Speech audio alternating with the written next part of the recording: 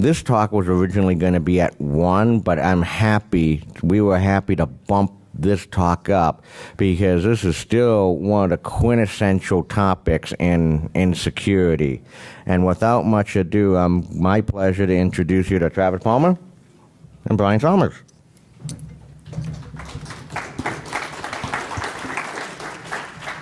Thank you, folks. So, as you said, this is a quintessential topic in security.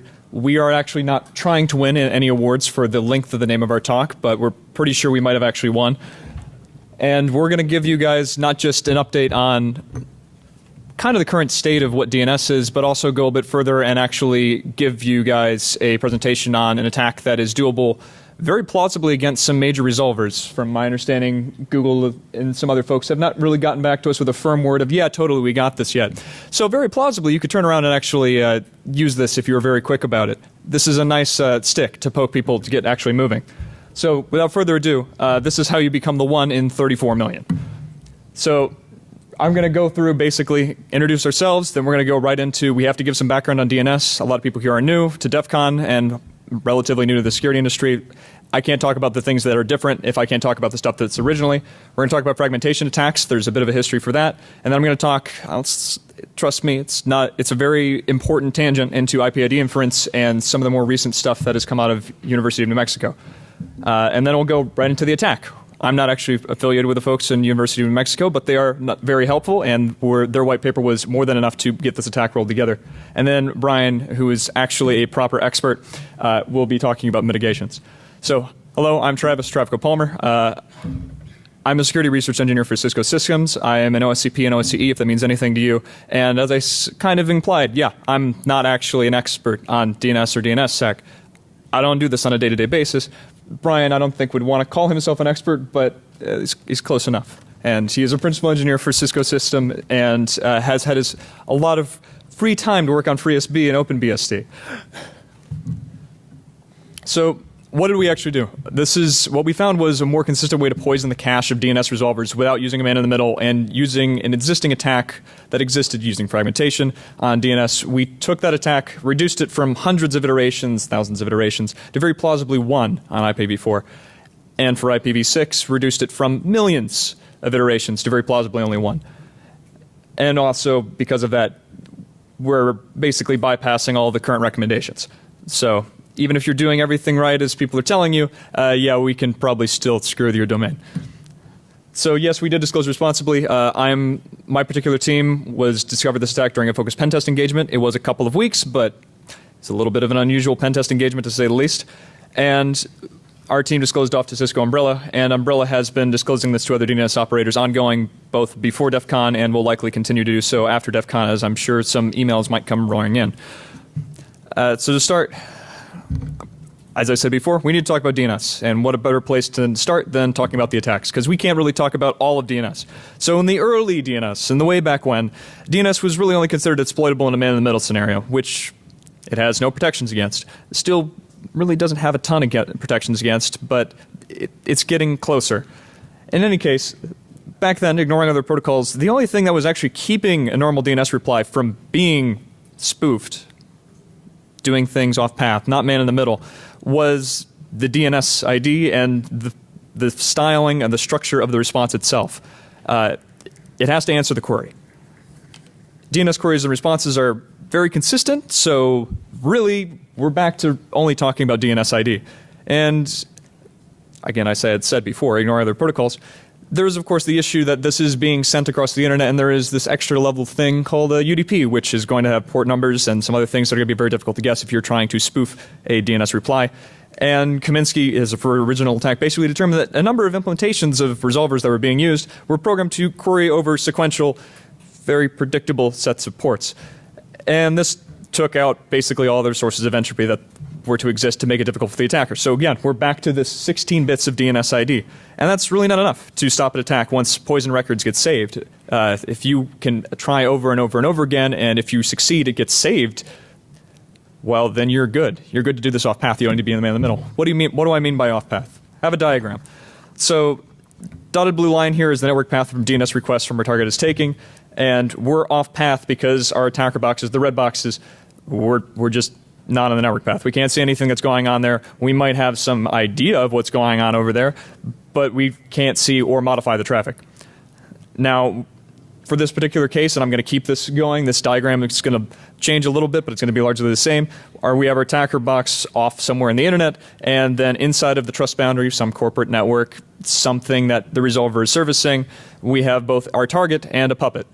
The puppet we don't really have to fully control. It could be as simple as just some JavaScript in a web browser. But what follows is a little less simple. So first, the attacker is going to basically figure out where the external facing IP is for the resolver. This can be as simple as basically talking to ourselves, making a request for a domain that we control, and as long as our box is also serving as a name server for our own domain, we get the IP address of the resolver. The attacker then can just tell their puppet, hey, send a request on my behalf, and since we know what it's requesting and when it's requesting, we can immediately start sending responses to the resolver. And since everything else is largely predictable, in the case of the Kaminsky attack, even the destination port on UDP is predictable, we can just start guessing the DNS IDs because the resolver is going to make another request on behalf of our puppet. We don't know what the ID is, but we can sure start guessing. And this might take a little while. It's not always going to get cached. Sometimes the legitimate response is going to go straight through the resolver. And so really we do have to find certain types of requests that aren't going to get cached, at least when not modified.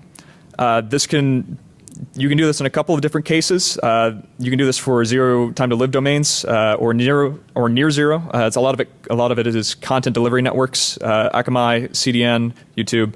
A lot of those requests aren't going to live very long in the cache. Or we can start asking for things like domains that don't exist, which won't get cached unless, of course, you then proceed to give a response for them where you say that it is existent, and then you start changing some other things like the records for where the name servers are at and other things, which will of course all end up in the cache as well. Once that's in the cache, it also comes down to our puppet, but that doesn't really matter. The important part is that it's saved, so when our poor target machine goes out and asks for it, it gets a response back that it probably shouldn't have gotten, and starts reaching out immediately to the internet for whatever it was trying to reach initially. DNS is a protocol to find other things, ultimately, and reach out to a malicious server. Malicious server goes ahead and gives them, yeah, totally, those binaries that you wanted, yeah, got them. There you go.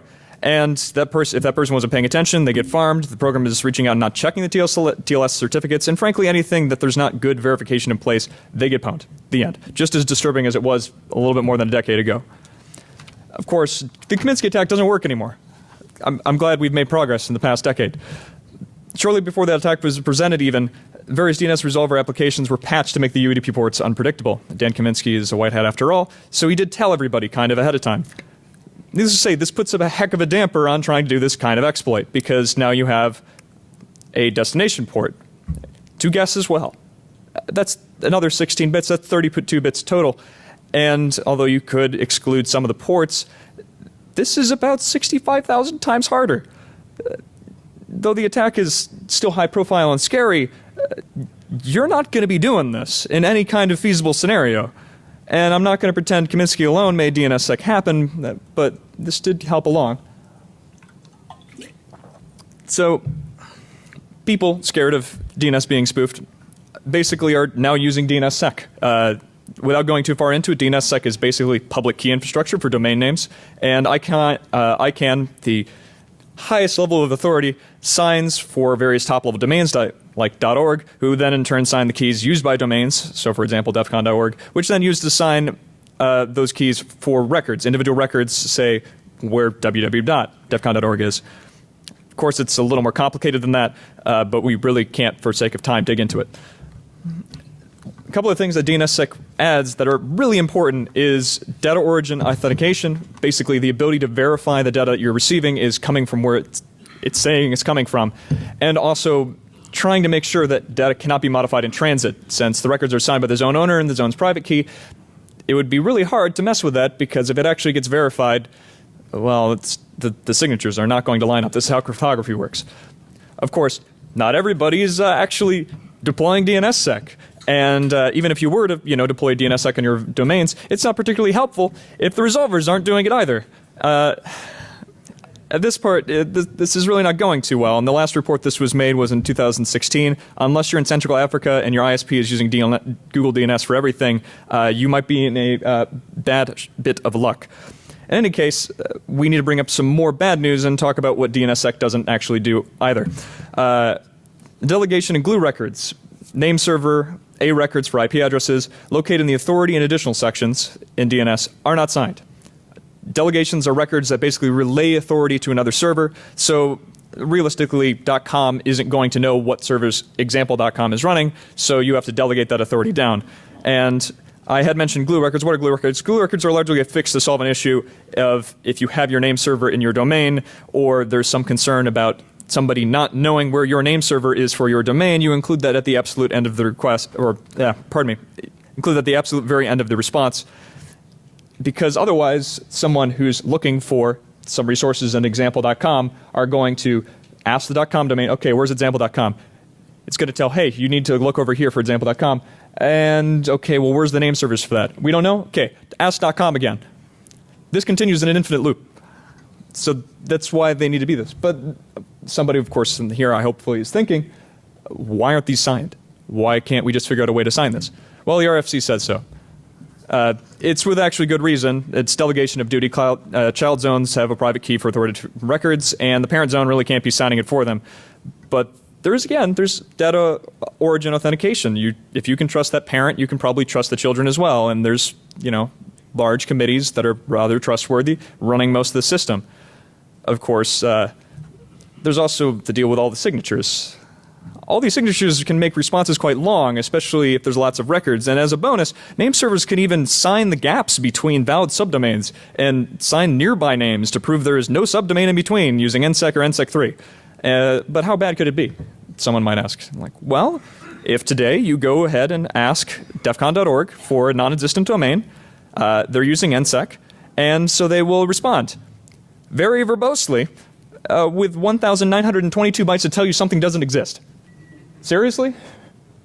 This is our best solution. You can't even send this across the internet in one piece without expecting it to get fragmented, which is something we need to talk about. So Hertzberg and Schulman realized that this was kind of a problem. If the response is getting split up, UDP has no means of dealing with fragmentation. Only really that's TCP. And everything in DNS is running by UDP by default. So it has to be fragmented to the IP layer. And that means it gets an IP identifier.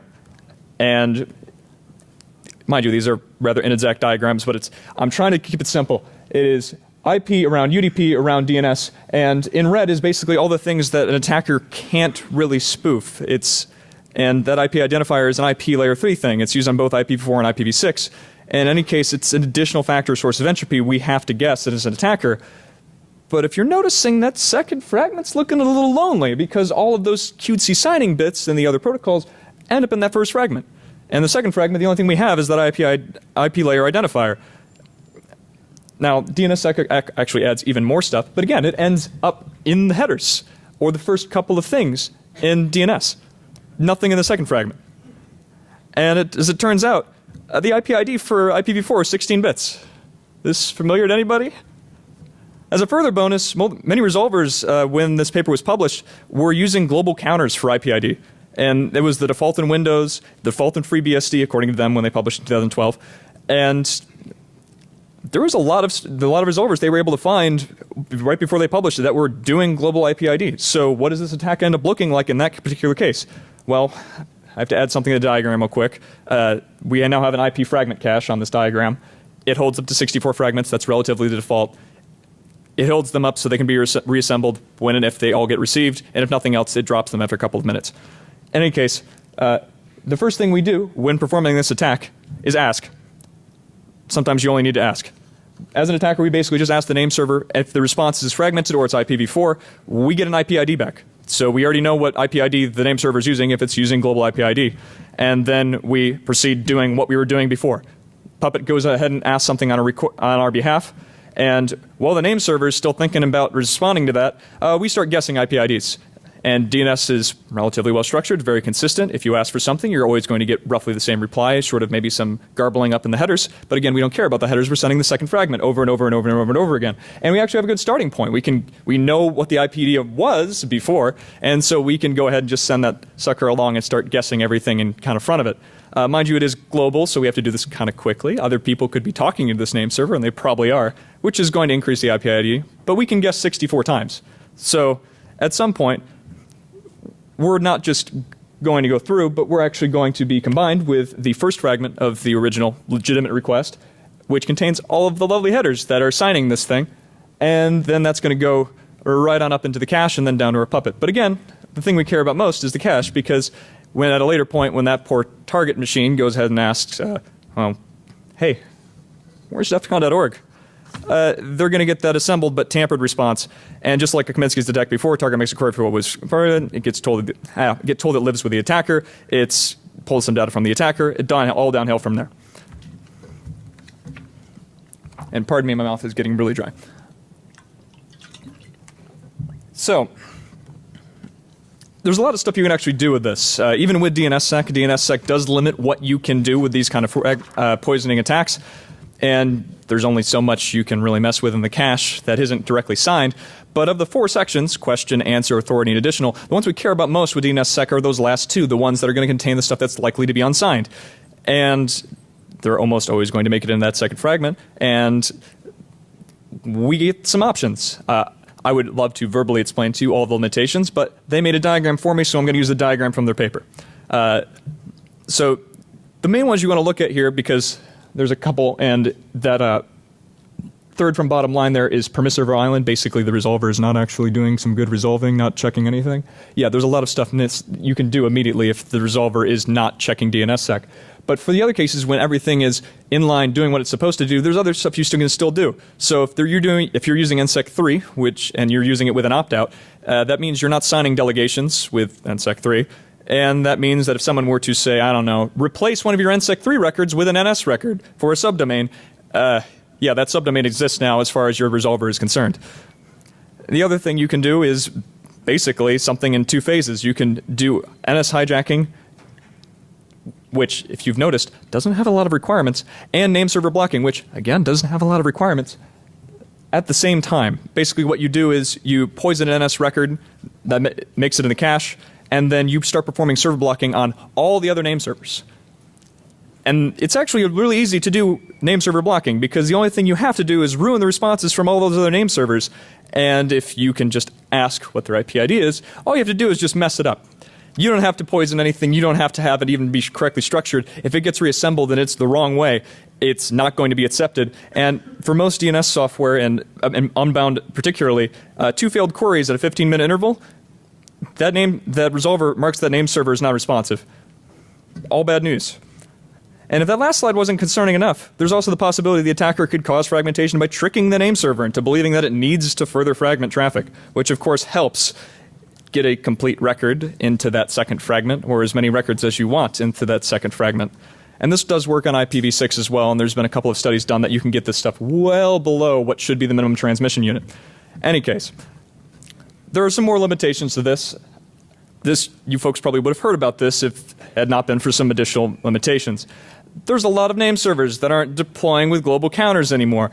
No real surprise there. That's something we generally expect from the network stack of a printer.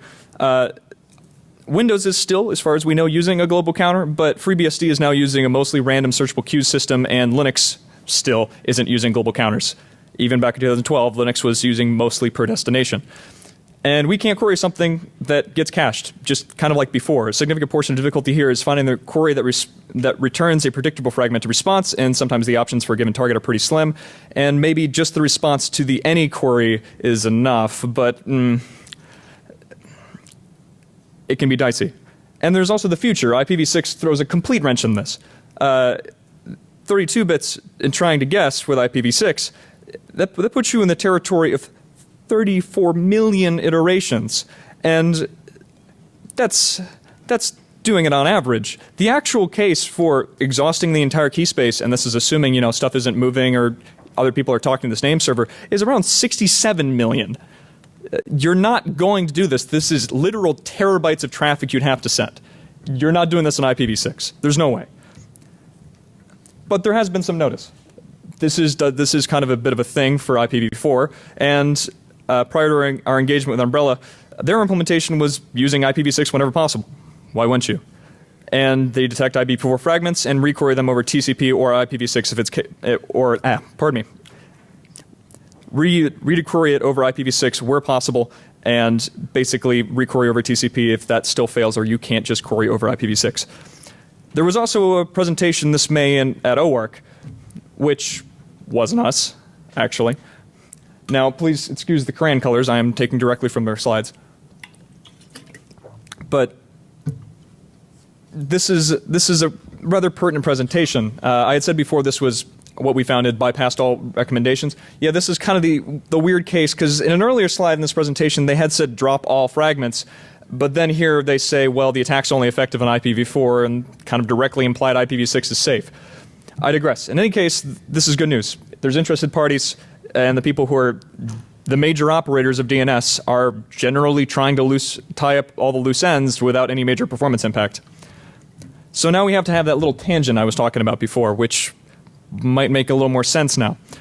So the sequential nature of IPID is largely why idle scanning exists. It's what Nmap uses, but as a lot of people here may know, the kind of scan has some requirements for its zombies, namely global counters, and also they have to kind of be idle machines.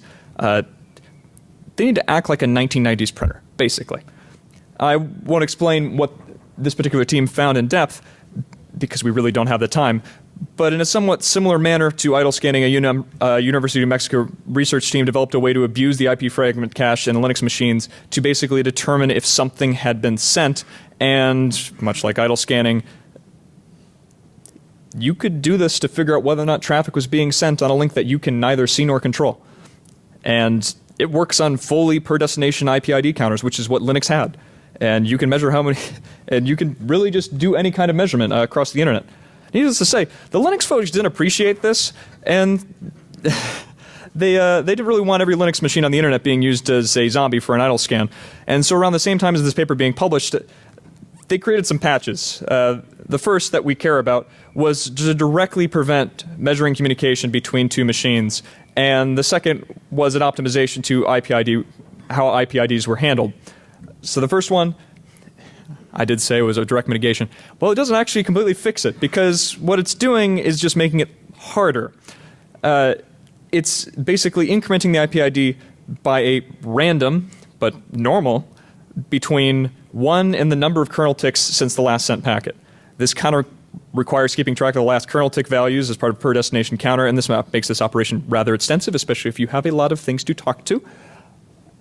But it does work, and if your interest was trying to do a long-term idle scan or a long-term query as to what was going on between two machines, yeah, this is going to make it real hard for you to do that, because if you spend more than one kernel tick in between your polling, you have no idea what's actually coming back. It's properly random. The second one was an optimization. Before the network stack was basically keeping track of all the IPID counters for all destinations individually and storing them in a binary tree. This caused a lot of performance issue for servers that talk to a lot of clients, like Nameservers. And since every comp sci graduate knows that O of a constant is much better than O of log n, they made a new way based on hashing and binning. So destination addresses, both IPv4 and IPv6, are hashed to match it with a bin, which will contain the current IPID counter, which will then be used on the next thing that gets sent out the port.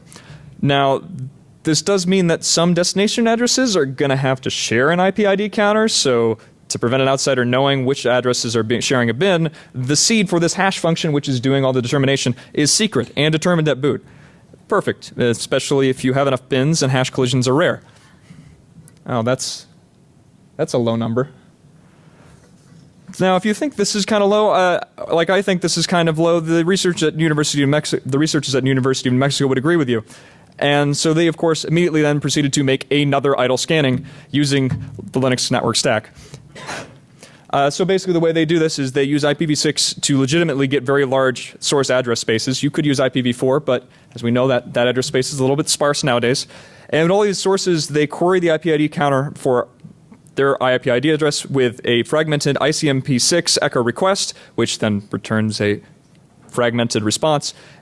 and they increment the IP ID counter for the target by basically spoofing a SYNAC to the target and then query again. Basically figuring out the hard way whether or not the talking and the spoofing they're doing is in the same bin as what they're able to query on, their address. And then they just change addresses if it doesn't appear to line up. Now, why fragment IPv6 echoes? Well, IPv6 is a little weird because it doesn't fragment the IP ID counter unless the traffic is sent fragmented. And, well, all of the above requests as an extra stipulation have to arrive within one system tick, one kernel tick, of another to force that random perturbation of 1 to the number of kernel ticks to always be 1. It's funny, you know, the difference, random number between 1 and 1 is always 1. Not the best mitigation. Thankfully, for most systems, this timing is actually pretty low. Ever since Jiffies were invented, that counter is about 10 milliseconds, 100 hertz. It could be as low as 0.66 milliseconds on specialty systems that are running clocks all the way up to 1,500 hertz, but that has to be a very specifically configured OS. Now, once the collision is found, you can basically just flip this triangle. It's nice. And start doing your idle scan. Basically, instead of trying to figure out whether or not you have a collision with the target, you can start sending stuff off to another machine and see if whether it responds back to this machine that you're doing the querying for. And they called this not an idle scan. Oh well. So there is something that you folks probably have noticed at this point. This is a lot of knowledge that you can get about the IP IDs and the state of IP IDs and the IP IDs for communications to other machines. And, well, hold on now. Why didn't the folks at the University of New Mexico realize that this might have some other implications? Why didn't they realize that this was going to have a huge implication on DNS and fragmentation attacks? Well, they were thinking about idle scanning. I don't blame them. And show of hands, who knew about Hertzberg and Schulman's research before today? No hands. Yeah, you can't blame them. So we get to talk about something new today. So basically this attack, which, mind you, that's what I get for pressing the down arrow. So we start this attack basically the same way as ONUS. And no, for those of you who are about to ask, I am not going to call this ANIS, or actually not an idle scan, for various reasons. But we're going to start by finding collisions just like with ONUS, and instead of a zombie and a target, we basically have a nameserver and resolver now. The text is a little bit small, but if you noticed, we're using IPv4 in there. Well, what if they're talking over IPv6? What if we need to find collisions on IPv6 addresses like Umbrella was planning on doing? Well, no problem. We'll make them IPv6 echo frags as well. And what about getting our address space? The entire point of using IPv6 to do this particular attack is it's got to be convenient. How convenient is it, Travco? Well, AWS to the rescue. So even with the free tier of AWS VPC, Virtual Private Cloud, you can get some IPv6 address space. But the real question is, of course, you know, is it big enough? I haven't done extensive testing, albeit, but I'm going to say that this is probably enough for those folks that can't count commas as fast as the slide is going to be up. That is 18.5 quintillion, give or take a couple dozen quadrillion. Mind you, statistically, it only takes about 10,000 addresses to get a 99.2% chance of a collision because there's only 2,048 bins. And this is outright better than trying to do global IP name servers, global IP ID for name servers, because in this scenario, we get protection. We get that added improvement of all the other bits of binning, and if there's a couple of random hosts on the internet, 2,047 of them aren't going to mess with our IP ID. And also, once we find this collision, we can kind of sit on it. And the server selection is like literally any remotely recent Linux kernel. If your Linux kernel is older than 2014, by the way, you should probably patch. There's some stuff that you need to deal with. And as far as like what our target space looks like now, well, there's something that exists a lot more than existed in 2008 or 2012 when some of the other attacks were coming out. And that's these lovely, lovely public resolvers. And they're really trusted. In fact, as I mentioned before, there's entire Central African nations where all the ISPs are going through Google DNS. Sure would be a shame if somebody did something to Google DNS. Yeah. And frankly, don't get me wrong, there's some presuppositions. There's some difficulty in doing this attack. You need to find the right set of targets. But if you poison a resolver, you're attacking everybody who's using these. And as far as getting a puppet downstream, well, you can be the puppet too. You can be both the attack server and the puppet, because they're public resolvers. You just enroll yourself. It's free. And as I kind of mentioned before, this whole collision finding bit is completely detached from the attack. Time is on our side as an attacker. And now it's actually really on our side as an attacker. The hardest part and the most legwork to find this is in the collisions. And although they could be found in minutes, we're really in no rush. We can probably stay around for weeks, months, or years because that key that is determining the hash doesn't change until the system reboots. And I don't know if any of you know a lot about name servers. They're not going to reboot a lot. That's bad for the internet. And we've got some interesting options as well because we can do a lot of really short duration cache attacks because we have a very good idea of what the IP ID is, and we can very plausibly do this in the first hit. And we can also accumulate a ton of matches for multiple name servers, multiple resolvers. Even if Google is running 101 resolvers, and we want to poison 101 name servers, we can just get the collisions all hooked up for that and then just start poisoning away. And eventually we're going to get poisoned records into every last one of them if we know what the IP IDs are that we need to send. It's kind of a strange workaround for load balancing. And because we're doing this in a one shot, we may not even need a puppet. In the case of non-public resolvers, if you're trying to do this on a corporate network, maybe you don't even need to have something make a request because there's a lot of stuff that happens at midnight and Patch Tuesday. If there's a cron job or some automated client that's going to reach up, I don't know if your blue teams are working midnights, but we can. And maybe the puppet can be completely passive. If we see common requests when they're being requested, we know what the time to live is on those records, and we can just wait till they go out of cache and have to be requested again by the resolver. And so we can start actually consider poisoning things that are getting cached every single time because we can very plausibly do it the first time. And maybe poison isn't even our purpose. Maybe what we want to do is just DOS the entire world or prevent Patch Tuesday from happening, which would be very bad if we're an attacker in the middle of a corporate network and the Windows updates aren't coming down anymore. If we can do poisoning in one shot, we can really mess up a response in one shot too. So I've said a lot of words up to this point. What does the actual final attack look like? So basically we have to pick our targets, and this is a little difficult to do. We can at least figure out what the resolver is if we're a downstream puppet or we have some kind of way or it's a public resolver. And we also have to find some domains that are likely to send some large responses, and we have to find some servers that are actually running Linux. That shouldn't actually be terribly difficult, but it is an important point. Once we determine the resolver's public IP address for the requests, we can just basically evaluate the domain responses to see whether or not we can actually poison anything, and then we do our collision finding, which should be good, again, until the name server actually finally restarts. And then we wait. Punctual water drinking. Now, right before we do an attack, we can optionally trick the name server into lowering the PMTU and forcing fragmentation to exactly the number we want it to be. Or we could also just not and just request for a non-existent domain on defcon.org. There's a lot of domains that are using NSEC and NSEC3. The responses get quite large. And then we just query the name server to get the IP ID because we've already found the collision, and then we do that.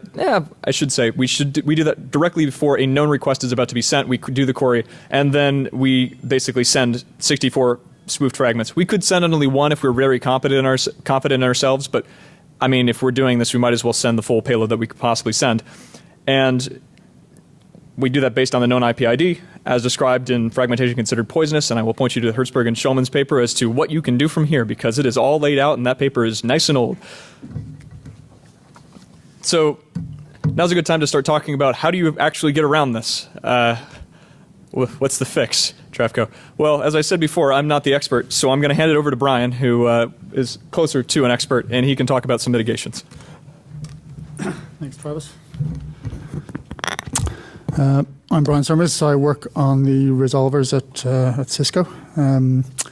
So this is a really interesting problem.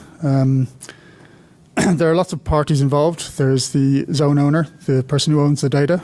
There's the name server, So that's the person that, or that's where the data lives.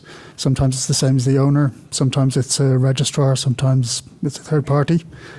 And then there's the resolver that almost never lives with the data. So the resolver normally lives closer to the client. And of course, there's the client, the person who actually wants to look up the address. It's usually an address. It's not always an address with DNS, but addresses are the most interesting parts. So really what we're actually trying to avoid here, or what the problem is that the attacker is attacking the resolver due to a bug in the name server. And the name server is holding the data on behalf of the zone owner, and the lie is getting propagated to the client. So there's a whole ton of people involved here. And really the attack target is the resolver, so that makes it my problem. IP fragmentation has been an issue for years, like since Kaminsky first observed these issues. So our approach has always been, well, that's easy, we drop fragments. DNS has a mechanism built in where when you actually ask a question of a name server, you can say, and by the way, my maximum payload size is X. So if you set X to something like 1410 and drop all fragments at the resolver, well, then the name server is going to respond. If they respond with something that's less than 1410 bytes and it gets fragmented, then, well, we lose it. We don't get the response. And that's never been a problem, because really modern day hardware really does have packet sizes of at least 1492 or whatever these numbers are. So that's how we always played it. And then we came to try to support DNSSEC. And DNSSEC RFCs have lots of requirements, and those requirements say that we should deal with packet sizes of 4K. And that's because DNSSEC payloads are much larger, and we don't really want to send everything over TCP. So that seemed like a kind of sensible requirement. So we had to come up with a solution to this fragment problem. We wanted to be able to turn on fragments, but not fall victim to these sorts of attacks. So our first scheme came up with a, as it turns out, naive approach. So our naive approach was to assume that IP IDs were random, because, well, that's what the RFCs say they are. They're random, right? And of course, IPv4 has a 16-bit random number, and, well, that's easy to attack. And IPv6 has a 32-bit random number, way harder to attack. IPv6 also uses PMTU to discover what the fragment sizes are. So that's much more difficult to attack for the attacker as well. So we naively assumed that IPv4 was bad, IPv6 was good, and we implemented something that cleverly marked packets at the firewall, marked whether or not they used to be fragments, and marked whether or not that first fragment was of a reasonable size, 1280 in our case. And if stuff arrived at the resolver and it was marked as a fragment at 1280, then we'd cache all of the data in the first 1280 bytes, say that that's absolutely good, and we'd cache all of the remaining data as kind of, I'm not too sure about this stuff. And if we ever need to use that data, then we'd actually look it up again, and we'd look it up over either V6 or TCP. That seemed like a great idea until Travis came along and pointed out that didn't actually work, because these IDs aren't actually random. So what do? We could try to do the same thing for IPv6, but that's actually really difficult, because IPv6 fragments are harder to deal with at the firewall layer. And in fact, well, actually DNS already has this ability built in. It's the ability that we used to use of limiting the payload size and just expecting things to go over TCP. So I did some experiments, and really when you run a kind of public-facing resolver, we've observed that more or less, slightly less than 0.1% of our traffic is TCP traffic. So if you look at all the queries, for every 1,000 queries, there's one TCP query, and the other 999 are UDP. And in fact, when you turn on DNSSEC and you start querying all of those big juicy DNSSEC payloads, and you do all of this over over UDP, either IPv6 or IPv4, actually that 0.1% goes all the way up to almost 0.5%. So, in fact, the RFCs that say that this is a requirement to be able to handle large packets in UDP is just not true. So, how many people here have heard of DNS Flag Day? So, a handful of people, 4 or 5 people. So, DNS Flag Day is a really big deal. It was a really big deal for me anyway. Where the DNS community are basically trying to take some of the awkwardness in DNS, the kind of rule breaking that has been going on for years in the industry, and make it not okay anymore. So there was a DNS Flag Day last year, and it was all about whether or not name servers versus resolvers supported eDNS. So the way resolvers talk to name servers, they'd say, hey, name server, can you talk eDNS? And it would do this by supplying some eDNS options. And if it got no response from the name server, it would send another packet. And if it still didn't get a response, it would try it without eDNS. And if it got a response, then it would kind of say, okay, this guy doesn't support eDNS, and I'm going to continue on. And there was an awful lot of kind of behavior like that going on. And Flag Day is all about kind of saying, okay, well, that behavior is not okay anymore. If you don't behave properly, then things just aren't going to work. So there's going to be another Flag Day in 2020, and this Flag Day is all about fragmentation. I'm not sure the entire DNS community is convinced, but one of my kind of pushes for this Flag Day is going to be fragmentation is not okay. All resolvers and all name servers don't do fragmentation. So resolvers will block fragmentation coming inbound from the name servers, and the name servers will just configure their UDP payloads to be a maximum of something smaller than their MTU.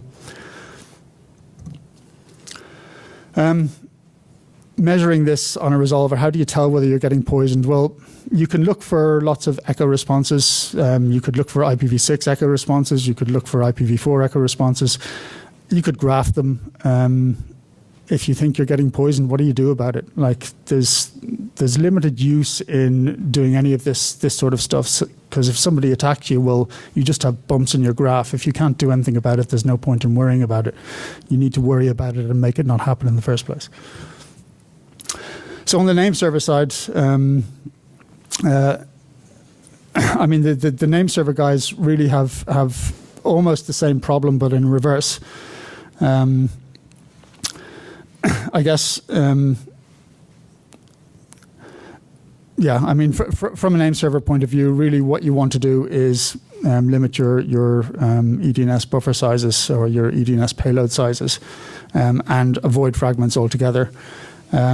You can do some clever things which aren't, as it turns out, too clever. So with the DNS IPID 2048 bucket setup, that's all actually hashed using SIP hash. If you reboot your server, you can reseed that SIP hash, and you can basically give everybody new slots in the array. But, well, how long does it take to reboot your server? And even if you did introduce a way of kind of saying, okay, reseed now, really, what are you going to do? Like, run that every second? Well, why don't you just choose random numbers in the first place? So again, yeah, the answer for name servers is to do the same. Don't send fragments. And again, you can try to avoid them guessing things at the name server. You could tar pit icumps, but really they could do exactly the same attack over DNS. And you'll never be able to notice that, because it'll be a drop in the ocean in terms of the number of queries that you're actually getting. So, like, even if you graph that, you're not even going to see it. And of course, you can go a little bit more hardcore, and you can rebuild your kernel. You can make this IBIDent size, which is set to 2048. You can make that a bigger number, or you could just change the code and actually make it pick a random number.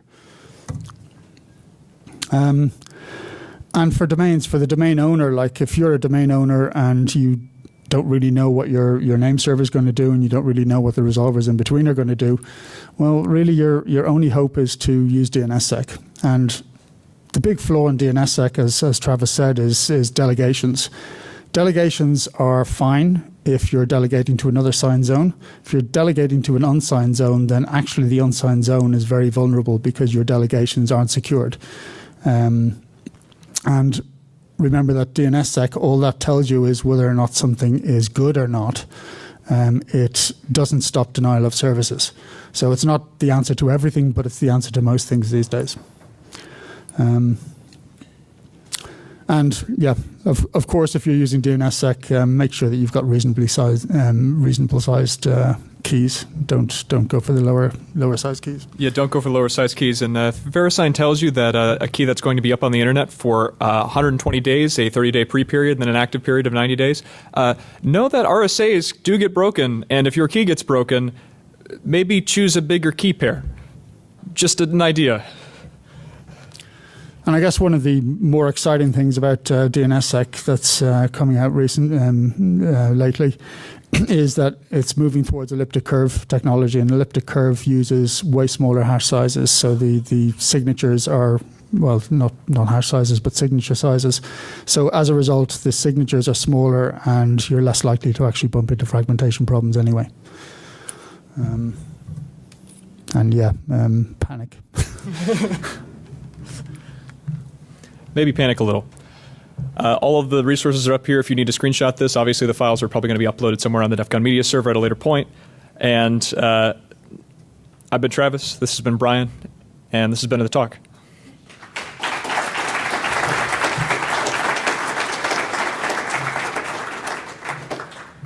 I don't know if there are any questions.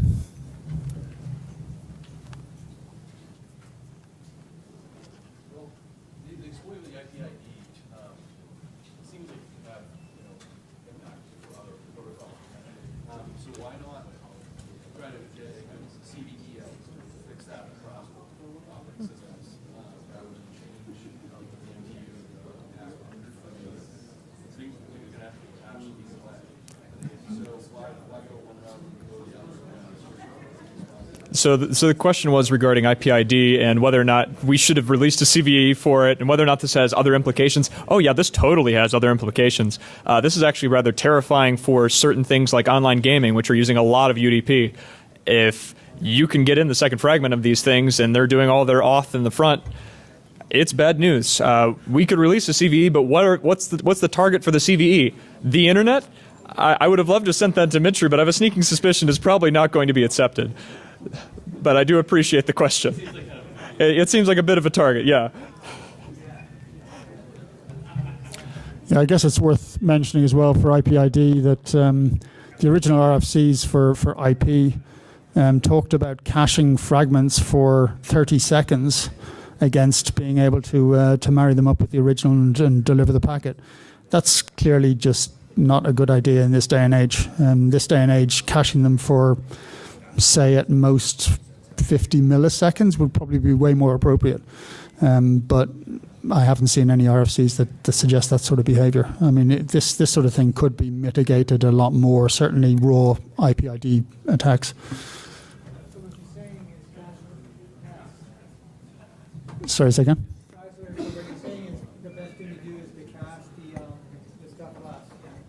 Yes, absolutely. So you cache it for a smaller amount of time and just fling them away way more eagerly, and it will stop lots of second fragment attacks where people are dropping multiple second fragments, hoping that they'll marry up on the IPID.